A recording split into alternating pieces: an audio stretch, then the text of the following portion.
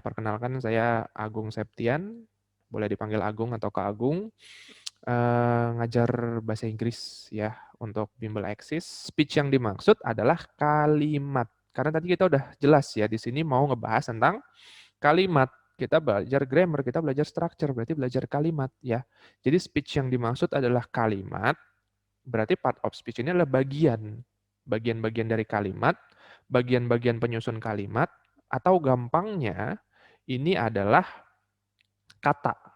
Ya, kata, jenis kata atau kelas kata yang biasa kita pakai untuk membentuk atau membuat sebuah kalimat. Itulah yang disebut sebagai part of speech. Jadi kalau mau bikin kalimat, ya pakai jenis-jenis kata ini ya. Jenis-jenisnya ada banyak nih. Saya tampilin. Tuh, ya. Mulai dari noun ya. Ada yang tahu noun ini apa? Pasti pernah dengar nih. Noun, kata apa dia nih? Kan jenis. Berarti kata apa? Ada yang tahu? Kata benda. Kata benda, betul. Ya, ya kita coba mikir agak jauh gini.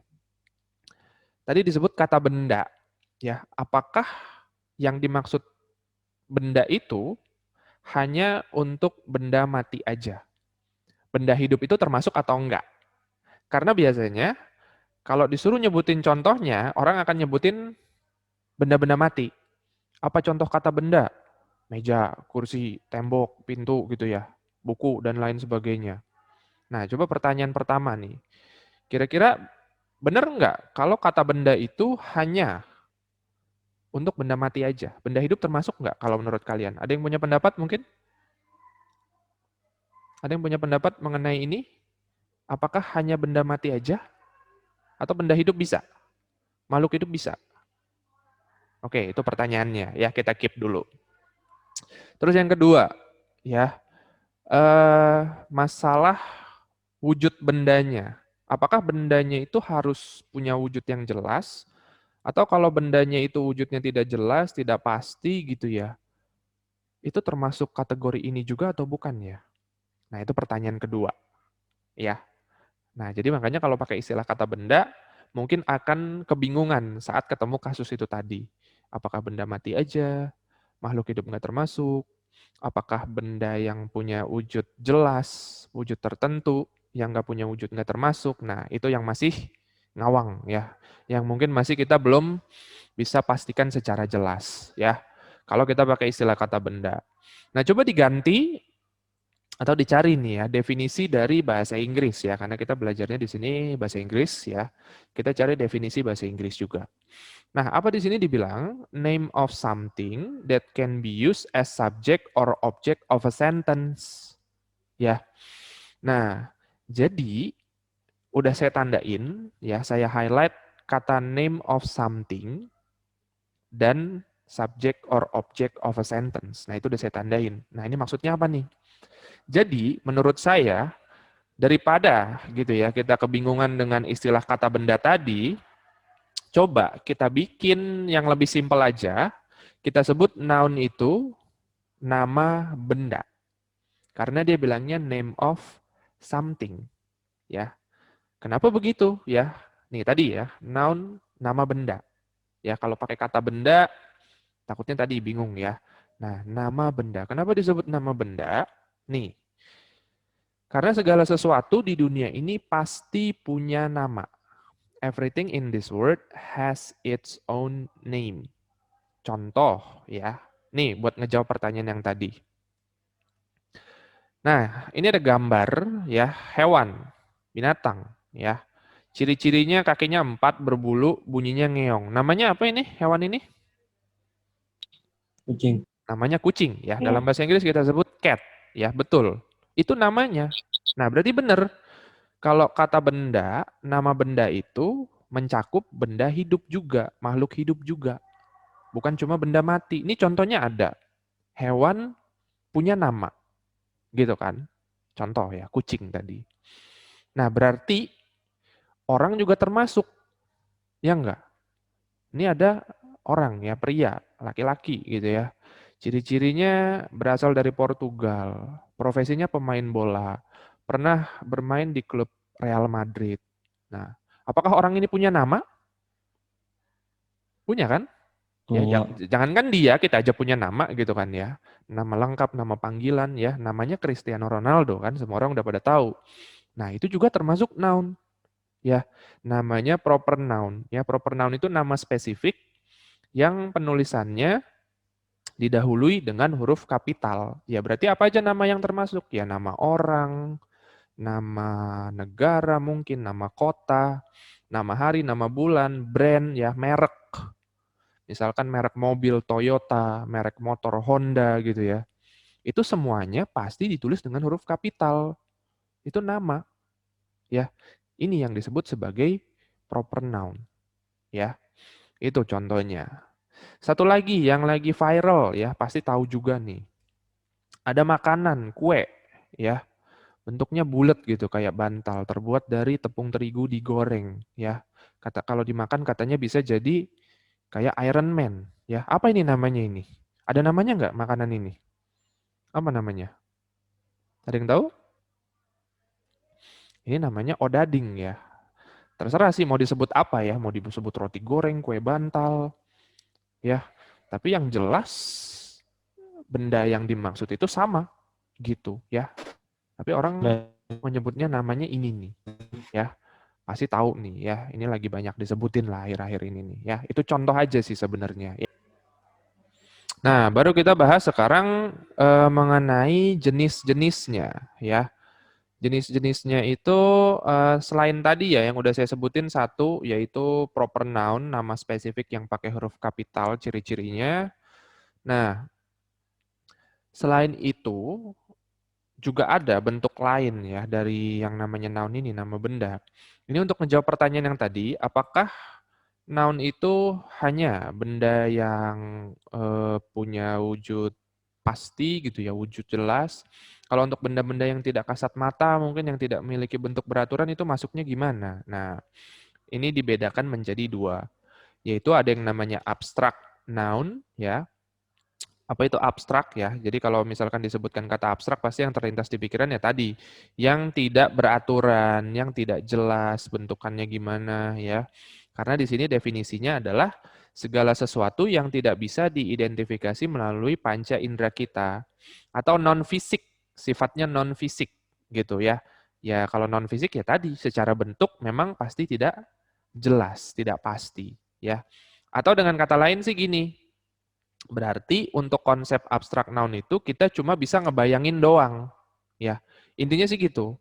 Apa yang ada di sini semuanya cuma bisa dibayangin. Cuma ada di konsep pikiran kita, ya. Contoh abstrak noun itu kayak gimana, Kak? Nih, kamu bisa lihat, ya. Contoh yang pertama, talent. Apa itu talent? Ada yang tahu artinya? Talent? Apa arti dari kata talent? Ada yang tahu? Kemampuan.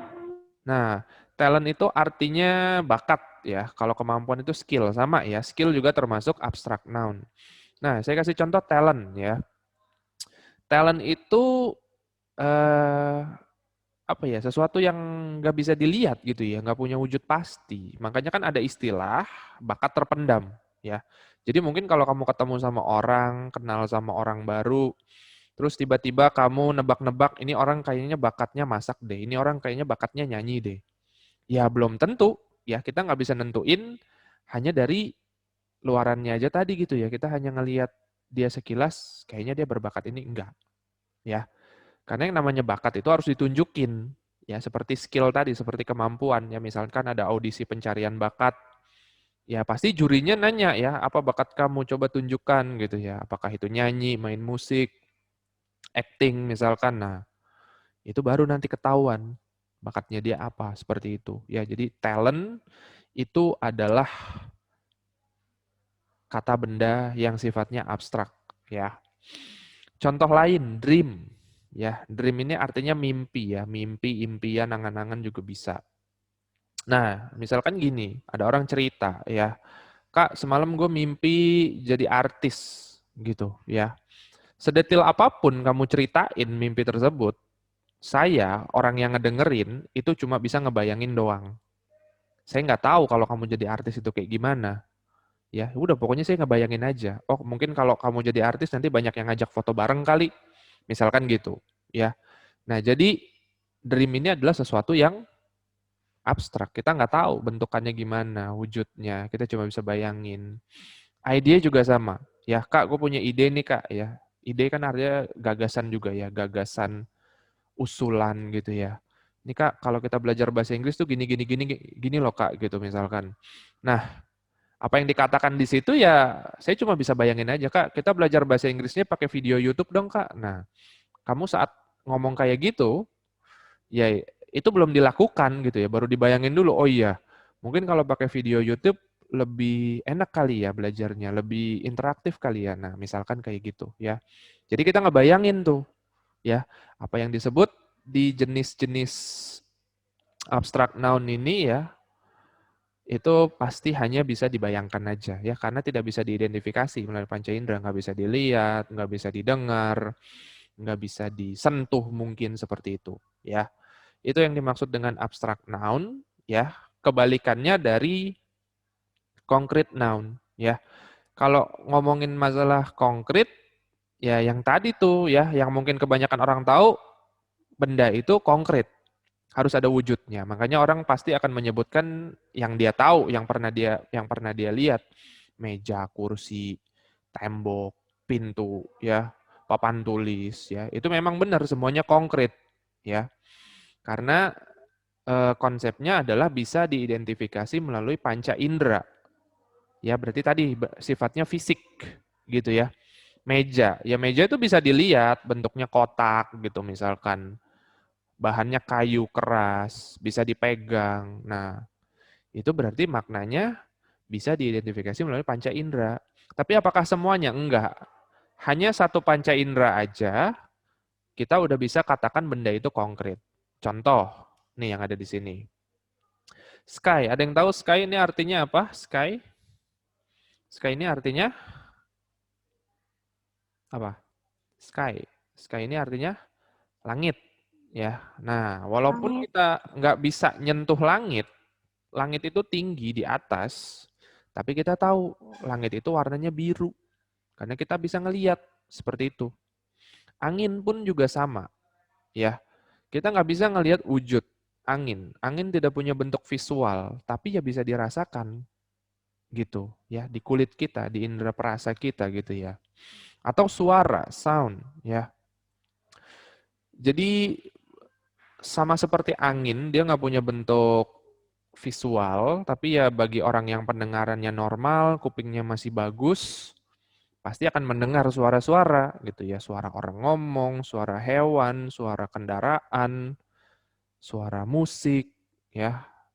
Nah, jadi itu yang dimaksud dengan benda yang konkret ya, selain yang benda-benda mati tadi yang udah pasti disebutin gitu ya. Nah, ini saya kasih lagi contohnya berdasarkan konsep bisa diidentifikasi melalui panca indera ya.